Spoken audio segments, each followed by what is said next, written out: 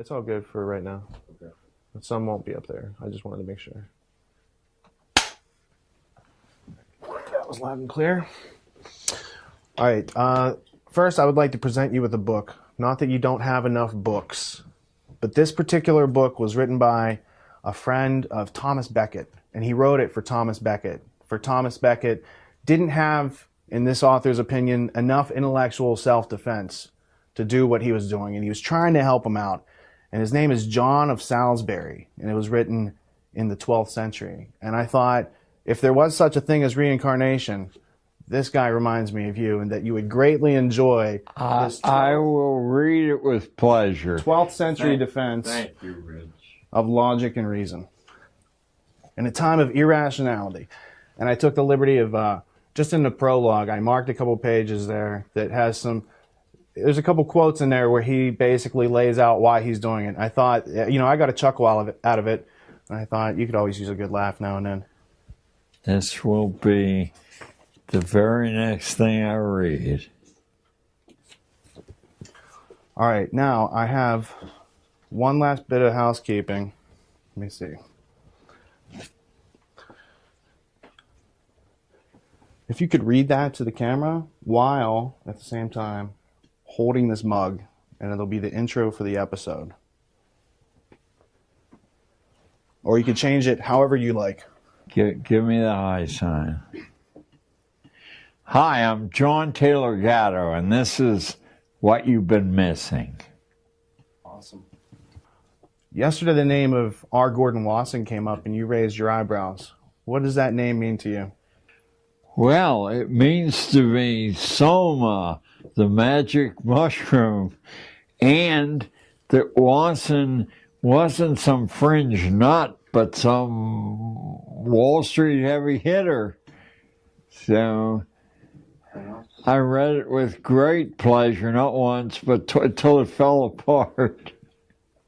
Before you leave today, I have a DVD for you. I just have to burn it. I have the folder made and everything. And in there, I put Wasson's Russia, Mushrooms, and History book, which is very hard to find on PDF. So I just thought you'd get a kick out of it. I will get a big kick out of it. What does the name Anthony Sutton mean to you? Actually, I corresponded briefly with Sutton. He made the contact after he read Underground History. And his books about the rise of Wall Street and the rise of the Soviet Union and Wall Street and the rise of Nazism were important parts in a slow process of overcoming my own skepticism. I mean, I had all the pieces, or I had many of the pieces, rather, but they seemed to add up to a reality that I could find no hint of recognition of. And in the copious reading I had done and kept current, why weren't there any references to this at all? Or occasionally when someone like Ramsey Clark would seem to breach the wall of security, Ramsey was toast. He was marginalized. No one ever mentioned Ramsey again. He wasn't a guest on any show. Well, the same thing happened to Sutton, because he worked for the Hoover Institute at Stanford University, which is very prestigious. And then once they started reading his work, they're like, you can't write this. And he said, that's the ticket out of here. I must go find out what's going on. And I think he wrote like nine or more books on these various subjects. And when you see how Wall Street funded the Bolsheviks, and Wall Street was funding the Nazis and the Bushes and the Harrimans and all those families that were also eugenicists, and the ones that want to do compulsory schooling and tell you what to do with your kids and all these other things, like there's a very small knit group. And once you try to understand the philosophy of what makes them the utopians that are trying to shape everyone else's lives and violate their volition, I thought it was like, it's overwhelming to discover that. But then you discover someone like Lysander Spooner or Bastiat, Frederick Bastiat, and read the book The Law, and it's so simple. And yet, if you don't understand the simplicity, it's easy for these other groups to take it away from us. Yes. Very easy to marginalize as who has time for this nonsense. I mentioned in our session yesterday that as I was poking around for other reasons in the history of American adoption, I kept running into the people who were the architects of American schooling. And I said, what possible correspondence? The chapter in Underground History, Daughters of the Barons of Runnymede, is actually a kind of lens into my brain trying to prove to myself there was some sense in following this road. If the heirs of the people who fought at Runnymede had maintained an 850-year continuity, and then I found other organizations that had, I said, it's possible that someone with an agenda other than this. So, who was Ignatius Loyola?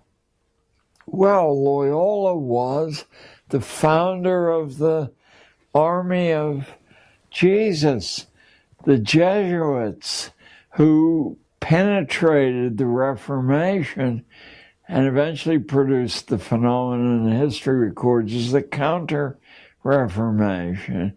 They slowed the momentum down because the Reformation really is founded, although Calvin is the eminence grise, Luther's every man his own priest is this wild declaration of radicalism.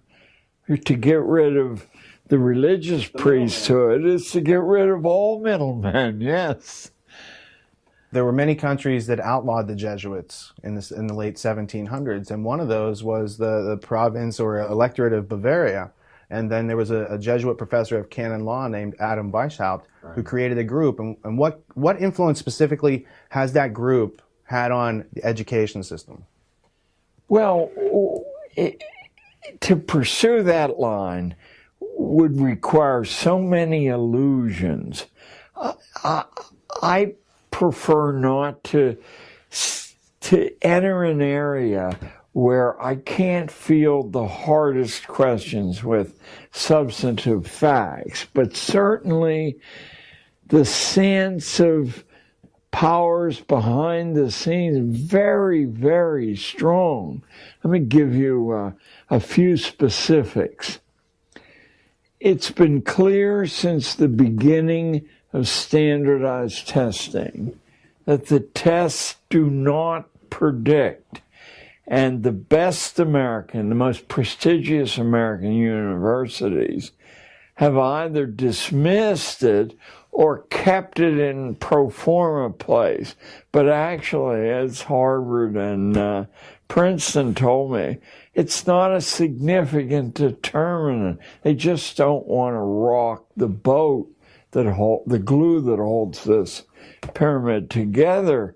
They don't predict. Then why is 10% of the school year and school budget devoted to exerting stress on so many millions of people and through the children, their families?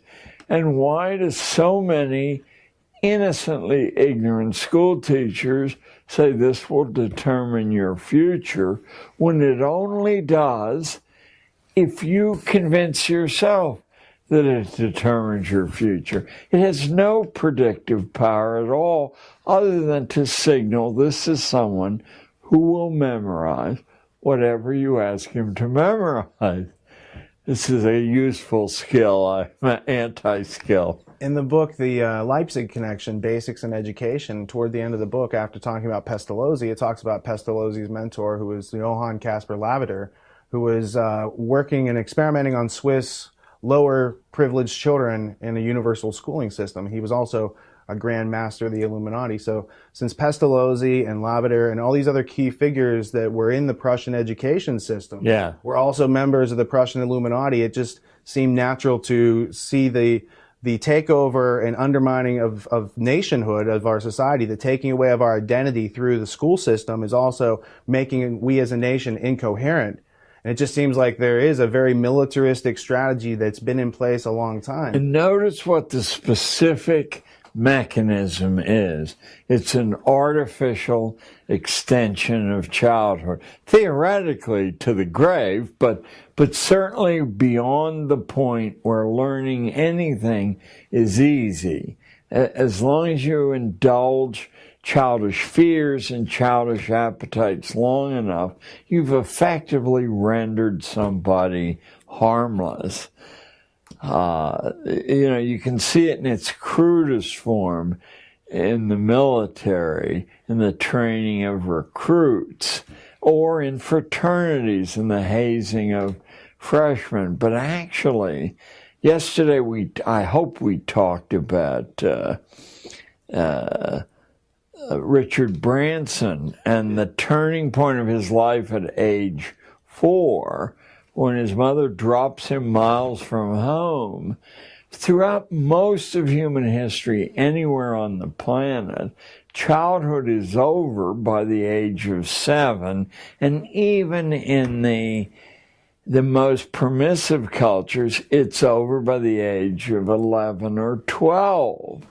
People are, even in our own country, at the beginning of the 20th century, a substantial number of young women at the age of 13 were married or becoming married. I'm thinking in particular of a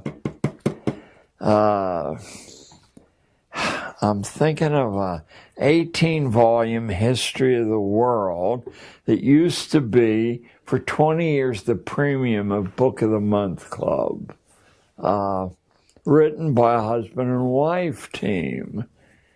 And still, a rather respectable history. Inside historians say it's not bad history. It's very, very... Did they also do a history of philosophy set? Yes. I have it. Gene O'Denning just sent it to me last week. I just scanned it in. It's on my desk if you want to go get it. There's like... All we need is the last name, and it'll trigger. And in any case, the fellow who had been trained, I think, at U Chicago as a historian, marries his wife, who becomes his co-writer, and Will Durant and Ariel. Ariel was either 13 or 15. There's a dispute on the internet about how she wasn't older than 15, and I suspect she was 13 when they married. Was Will some form of sexual oppressor? No. Instead of going to junior high school, Ariel studied professional historiography and its protocols. And she was a full partner in the writing, and Will died, predeceased her 10 years, and she continued to lecture, having begun her productive life when people began their productive lives. To extend this to the late teens or beyond the late teens is to fly in the face of the first admiral in American history being in charge of a warship. Farragut at the age of 12. Or George Washington being the surveyor of Culpeper County, Virginia in his mid-teens. Very entrepreneurial attitudes that they Or got. Jefferson running a plantation, his parents both dead, 250 employees. He's 12 or 13. But these examples go on and on and on. Why have we marginalized the young who, whatever they lack in experience, more than make up for in resilience, in acuity? They bring new eyes to old situations, which is the secret of scientific invention. So it's done because they're the most dangerous. They're the least overlaid with these conditioning. And of course, that must have been understood way, way back in history. Alexander the Great, after all. You're observing that values have changed since the time of our founding fathers, who were literate, autonomous, entrepreneurial. They also grew hemp. They knew the value of hemp. Oh my, George wrote he did it for medicinal purposes, so I assume it wasn't. And Jefferson traveled the planet collecting different strains, and they had contests, and they wrote letters about their, hey, I grown this strain, and it does this, and they're like competing. And so the fact that you're not taught about this in school, and the role that hemp played in making the sails and the clothing and everything was hemp dependent. Oh, it's a miraculous fiber. There are some rather sober accounts of the lengths to which the Hearst family went because they were the largest forest owners in the country. They supplied the wood pulp for newspapers, but hemp newspapers are infinitely superior to wood pulp, so that they moved heaven and earth to create the narrative of reefer madness. So if we're using wood pulp paper to make books these days, we're not only killing trees, which eat CO2 and produce oxygen to make paper towels and toilet paper and all these other things beyond books, but I noticed that a lot of the books that are printed recently, the pages are disintegrating. And when you get old books from the 1800s, 1700s that are printed on hemp paper, they're still pretty, existent. We have a Johnson's dictionary from 1848. And it's not printed on the same wood pulp acid, paper that we have today. So can you comment on, they undermine education, but they're also undermining just our ability to get our hands on the books to educate ourselves, closing libraries and using types of paper that, basically turn to dust. Oh, yes. And there's been, since I've been in college in the 50s, there's been a prevailing wise guy ethic that you don't actually need to read these old books because there are plenty of abstracts, digests of these old books in existence, and that will give you the guts of the old book. Well, let's take Marcus Aurelius's Meditations. What the digests don't give you is the wealthiest, most powerful man in the world. I mean, I don't know if that confluence has ever existed after Aurelius, saying that nothing you can buy is worth having, and nobody you can order around with your power is worth associating with. That's a rather acid. So how old were you when you first met Marcus Aurelius? I was initially in translation in 6th grade in a coal mining town in western Pennsylvania, where it was offered in translation, and of course it's eminently readable.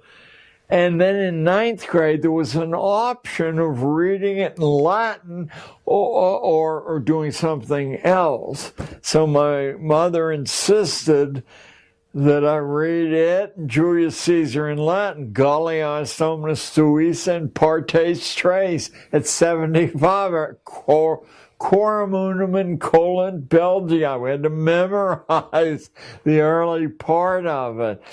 But Caesar's Gallic Wars isn't some old piece of fustian that, if you're an elitist, you read to plug into the ancient world. It establishes the principle that a weaker force can whip a larger force by dividing. And being better prepared. Yeah.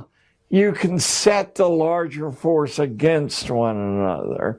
And you see that in schooling, the ordinary classes are set against one another by constant, meaningless testing and small, inconsequential prizes being given to the people who test best and wiggle their hands in the air, so that the ordinary classes are divided for a period of 12 years through meaningless competition. I noticed when I was in basic training in the Army and was told that I was going to learn in 3 hours how to take a rifle with 57 parts of blindfold and put it back together. I knew that I could not do that. I knew I could not do that. And yet, in a room with 500 other scared young people. We all did it. And they didn't say, and he finished first. You know, the important thing is, what do we learn that's enhanced by competition? I mean, what real do we learn? It gets in the way because now your rank becomes a factor rather than the quality of what you've learned. I made these ideas clear to 13-year-olds at all times and found that after about 90 days, they became as addicted to ideas and the whys of things as I was.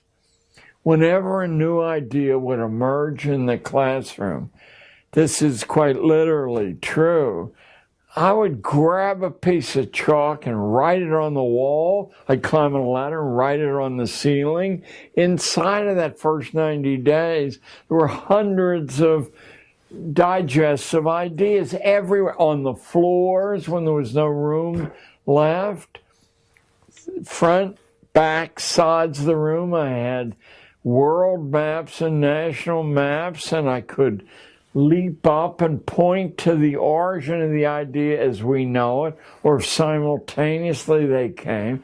As I say, it was roughly 90 days when classes that were considered the stupidest, people who'd never eaten off a tablecloth in their life, were actually, they were hot to talk about ideas.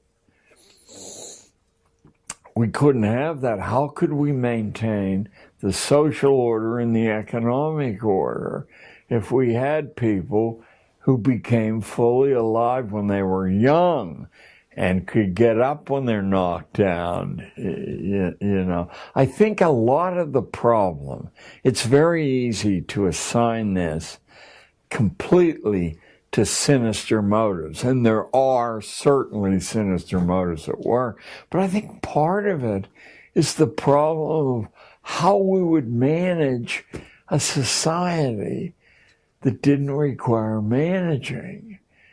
And I don't think anyone's been able to solve that problem. The early America probably did it better than anyone we have easy access to. Because I think it's not about anarchy. Anarchy is just a void or a vacuum of government. It's about being autonomous. And if you take away the government, it doesn't automatically give people critical thinking or the self-reliance that they need and the compassionate communication that they need to work together with other people to achieve goals.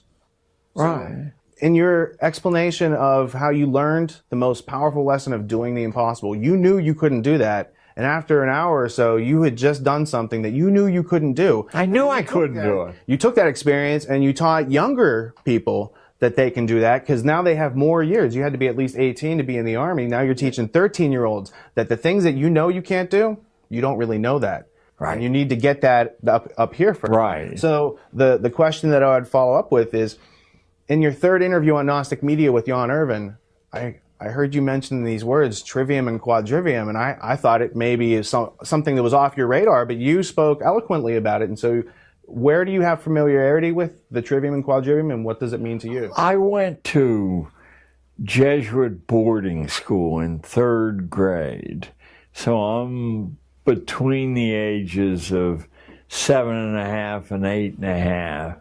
years old, and the curriculum, reflecting back on it, which I first began to do 15, 20 years ago, the intellectual diet was not modified in any way for our tender years. And the devices of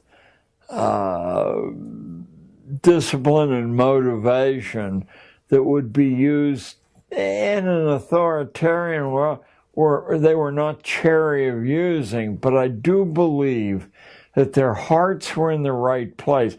I remember being humiliated. I told you privately about this yesterday, by a Jesuit brother from St. Vincent's College, which is across the street from Xavier Academy, where I went and was beaten on a daily basis by the Ursuline nuns, sometimes for mispronouncing French there.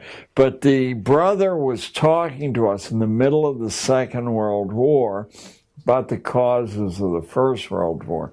And he had written a list of causes on the board. I had a magnificent memory before drink intervened. And he said, could somebody face the back of the room now and tell us all the causes? And I, with my memory, I did, word for word. And he burst into harsh kind of laughter, and he said, you fool, you believed me. He erased the board and said, these are the causes of the war. Now could you do it? And now, chastened, I did, a lot less confidently. And this time, the room exploded with his scorn. He did it again. He erased the board. He said, you will never know the causes until you embed yourself into the primary documents and see how complicated a thing this is. That changed my life. I only wish I might have had a second year there, but before you can form your logical understanding, he said you need to get in check with the knowledge, the actual grammar. What are the artifacts? Yeah. Where do these things documented? What's primary sources?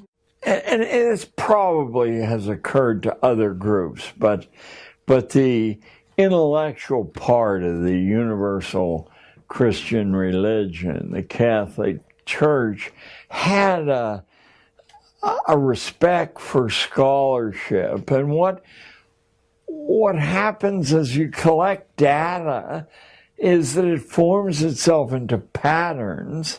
And if you record the patterns and test them to see that they hold true, eventually that suggests behaviors.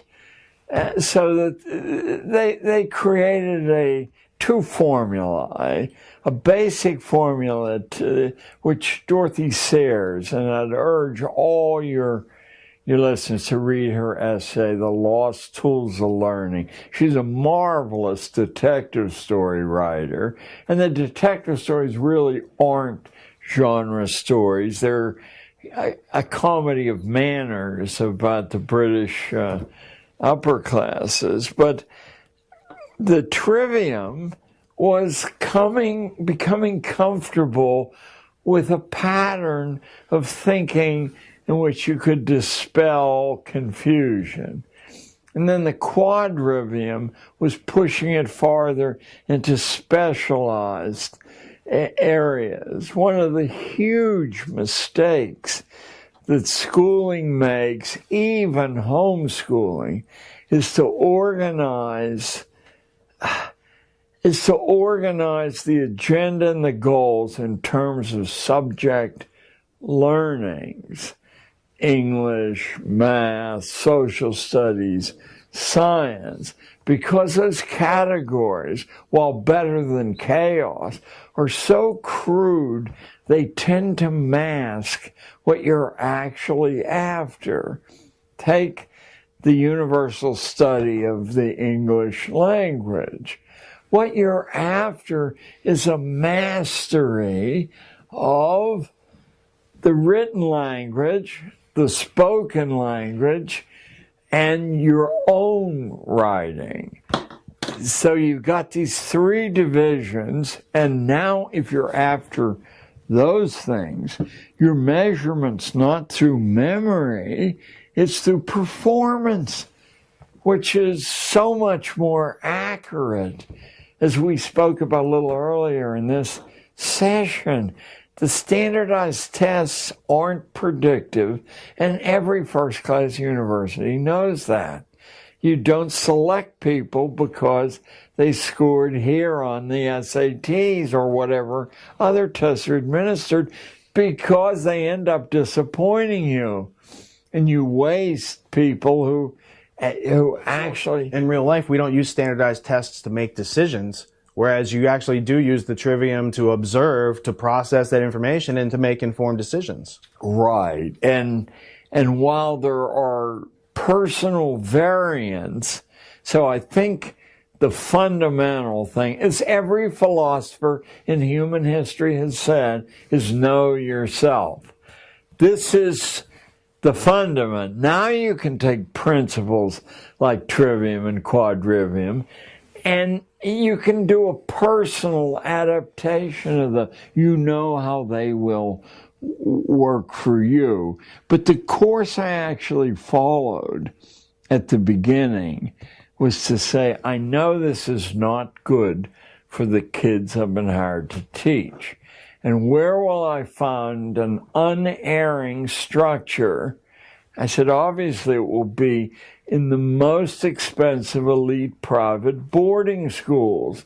So I made a 10-year study, although it paid off at the end of the first year, and I distilled the 12 secrets of the boarding school curriculum of power. Now I'm talking about not private schools versus public schools at all, because most private schools follow the template that public schools laid down.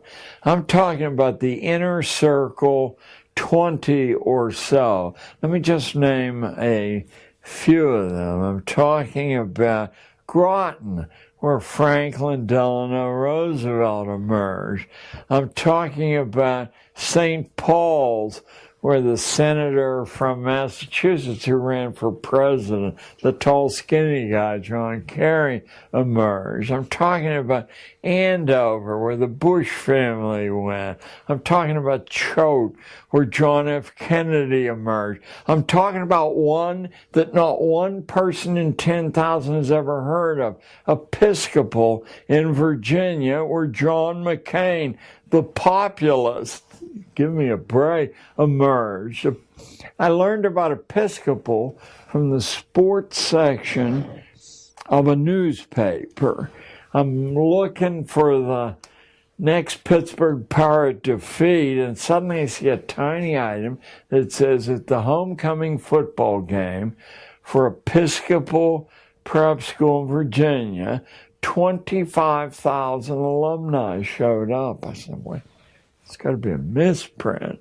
I mean, I can understand 1,000, 25,000 people came from all over the world for a high school alumni game. So now I start to look and I discover that Episcopal, it's the naked revelation of the importance of religious tradition in upscale education. Over half of the elite boarding schools in the country, and all of the inner circle ones, are grounded on religion, almost all on the Anglican religion, which isn't faith-based. It was put together by committees arguing about what must have been in God's mind.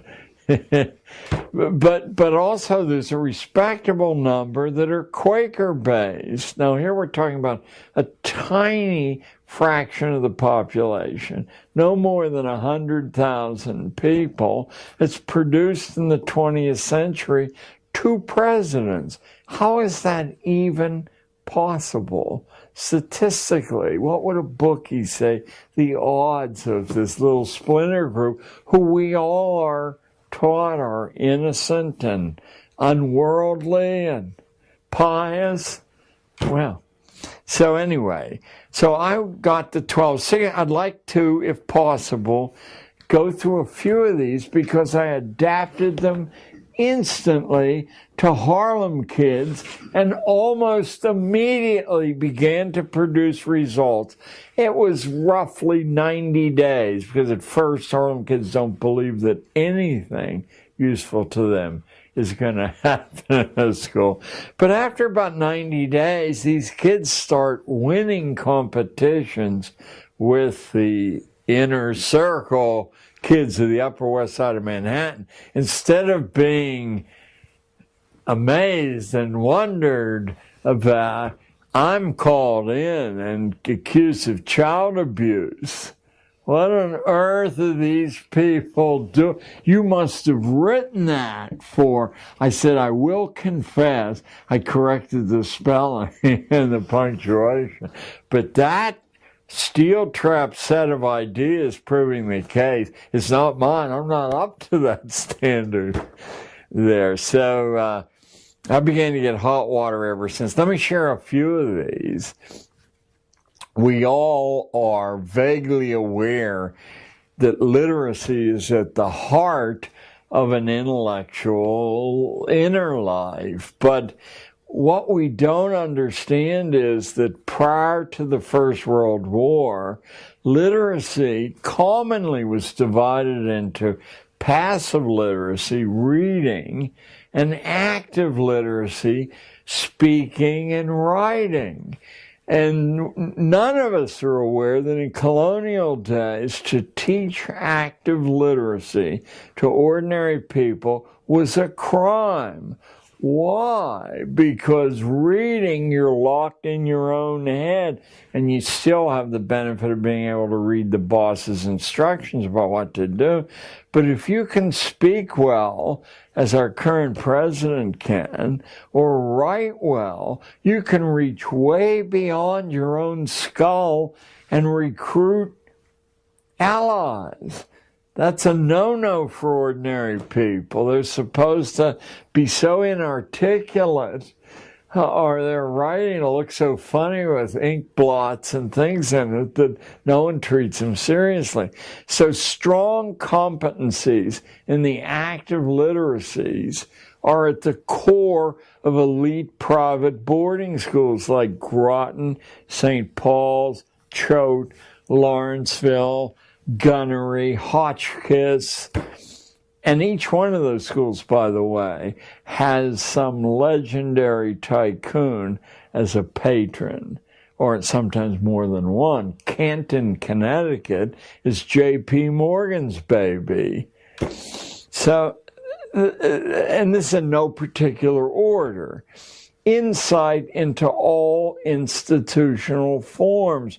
You're supposed to know the logic, the steps that we arrived at a prison system or a library system or all the other, the military system, obviously. Third, here's a secret. Some of your listeners, watchers, viewers will be school teachers. And if you teach history or literature, you will run into a great deal of difficulty moving kids. But if you approach those subjects and share this with the kids, that what we're after here is not a good story or memorizing details from Jane Austen for the test. We're after a theory of human nature. And anyone who's written a book that lasts more than their own time has spent years closely observing people in interaction, and the trace left behind is an insight that you might spend a lifetime and never have. So that's what we're after, a theory of human nature drawn from history or philosophy or literature or law, or the greatest trove that's unexamined is theology. I used to go to auctions, and there'd be boxes of religious books, 50 cents or $1 from a century ago, and nobody wanted them at auctions. But I bought them because they were cheap, and one day I have a barn in upstate New York. I picked one up idly, and I was in the hands of an intense thinker who was drawing on all history and philosophy to create an insight into human nature there. And I said, interesting that theology is something that we don't regard at all if we're ordinary people. So a few other of the secrets of the boarding school curriculum of power. Mastery of the social forms. And I would say it didn't take more than 2 days to take kids who had never eaten off a tablecloth and get them to see that the signs they give off when there's an egg spilled on the shirt, or when they walk down the street listening to the radio, or when they're too aggressive in approaching somebody, shuts off opportunity. They're like little badges that I don't want to speak to that person. And a lot of what we consider as racial or ethnic prejudice is simply that the disguise of these social forms is unknown to the person who then is discriminated against. And I said, don't believe me. I said, I'm going to instruct you in a superficial gloss of how to approach people, and then the intellectual excuse we'll use is I'm sending you out of school for days to gather data for statistical processing. We're going to test the local comparison with what the New York Times says the nation is thinking. And I'll teach you the elementary statistics in one class session that you need. And it's a legitimate project, but meanwhile, you don't want to approach somebody and have them jump back or say, if you don't get away from me, I'll call the police. And that's what you think will happen because of the overt racial prejudice on the liberal west side of Manhattan. But it won't happen, I guarantee. Nor did it. The transition, I won't say it was 100%, but it surely was 80% simply from having a gloss on these social forms. And then this should tickle people watching this segment. Then suddenly I saw that the rules of access to the great institutions of New York City by young people, which required, let's say at the Sub-Treasury building where the gold is kept down in Wall Street, 1 teacher for every 5 students. Well, a public school class of 30 students, you're not going to muster 6 teachers. But I said to the kids, how do they know you're not a teacher? Well, we're only 13. Nobody knows that. They know it because you're chewing gum with your mouth open. They know it because you're scratching your head. They know it because you slouch. They know it because you giggle. They know it because you carry a notebook that falls on the ground every few minutes and paper goes everywhere. Why don't we master what a college student, who could be a student teacher, what signs they would give off? They'd carry a clipboard. They'd cock it at an arrogant angle on their hip. They would be slightly nasty in taking attendance every few minutes, or saying, when your mother hears about this, Jack. I said, let's see if we can pick 5 people out of this class and penetrate security at the Sub-Treasury building, at the mayor's office, anywhere. We were never caught. Not once. Now, the Bronx Zoo says 1 for every 15 kids. But how are you going to even get 2 teachers to take kids to the Bronx Zoo? Well, it's easy if the kids can shift from being 13 to being arrogant college student teachers.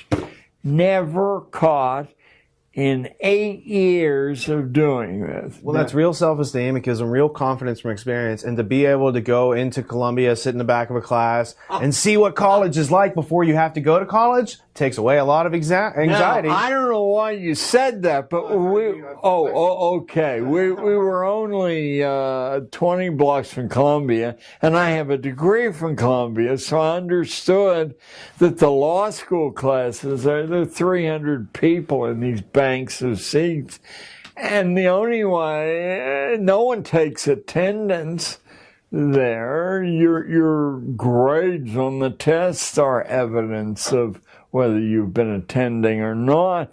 But if you sit there slouch and pulling gum out of your mouth, yeah, someone will say, who are you? Never caught once. So our age, this artificial extension of childhood that we talked about at the beginning of this particular session, is a secret of crowd control where people become their own prisoners by adopting the cultural signs that they're immature or they're not of our group, and simply by seeing these things as languages. There isn't one English language. There are 10 that are modified according to the, and someone like Obama, how, I'm not sure, they understand this and they can shift effortlessly from one idiom to another. And I would say that to the kids. I would say, look, here's why you're reading English poetry.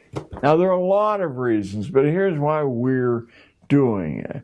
You're going to find that the ordinary unit of meaning in the English language is 3 hard stresses long, or sometimes 4, but often it's 2, 3, or 4.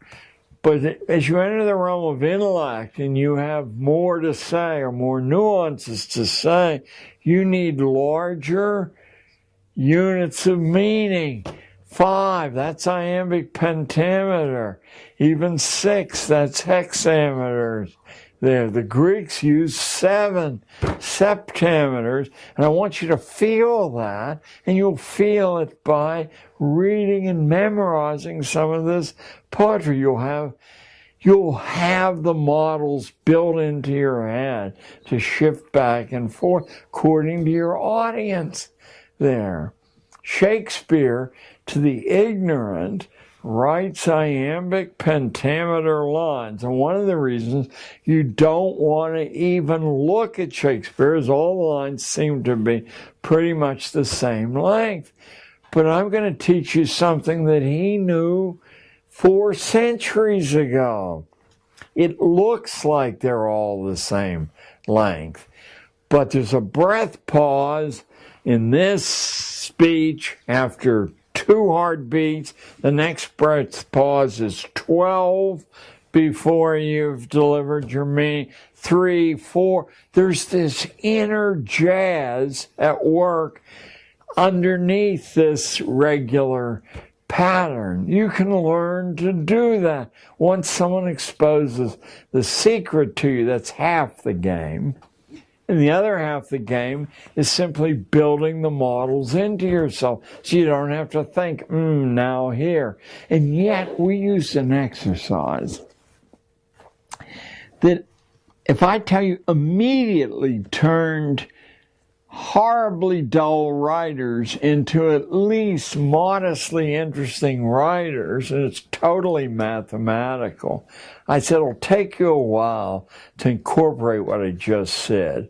So what I'm going to ask you to do is write 1 to 20 on 20 pieces of paper, put them in some sort of container, and draw them out at random, and then list what you've drawn out at random and now I said, now you're going home, not for homework, but to learn this massive skill, and you're going to write a paper on X subject, and if 1 is the first number that came out, the first sentence will be 1 word long, 1 beat long, and if the second one's 20, it'll be 20 long.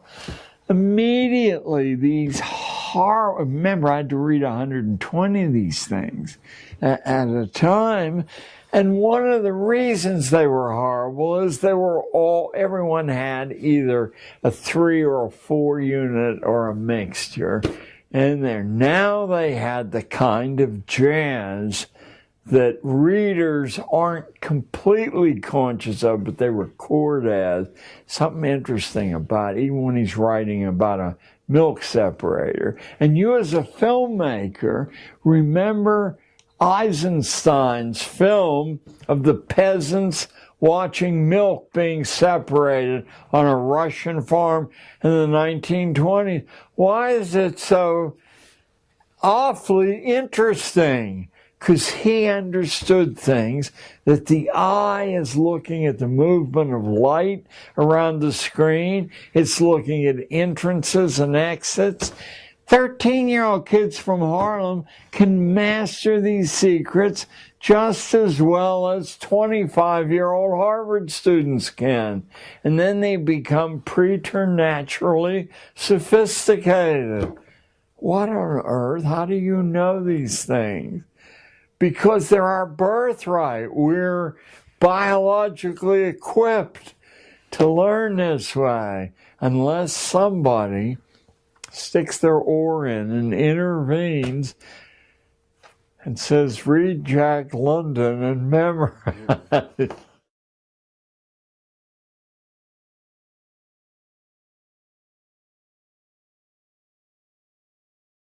That's the school system. We've all heard about the hardware. What's going on with this camera? Okay, I just need you to, for a minute, if you could just reframe this camera, because I think something happened. And No, when I came in, the camera was moved. I guess someone was monitoring on it or something. Or... Either way, I just want you to make sure that he's focused. I think, and I won't be as windy and the rest, but I think that everyone will profit, and you'll see some evidences of the trivium at work here. These are the 12 secrets of the elite boarding school curriculum of power. Are we on yet, or just 1 second? We'll be back on. Because the next one, that's what people don't learn in public schools. Specifically, like what is different. They're doing this, and this is about their success in life and managing the other people who don't know it. Oh yeah, right. Well, the next one will be an absolute eye-opener that took me about 5 years to tease out of the admissions procedures at Sarah Lawrence or, you know, the other inner circle colleges. You guys might as well do a tape change now. Yeah, no, mine's out. I have to. I'll turn these lights off.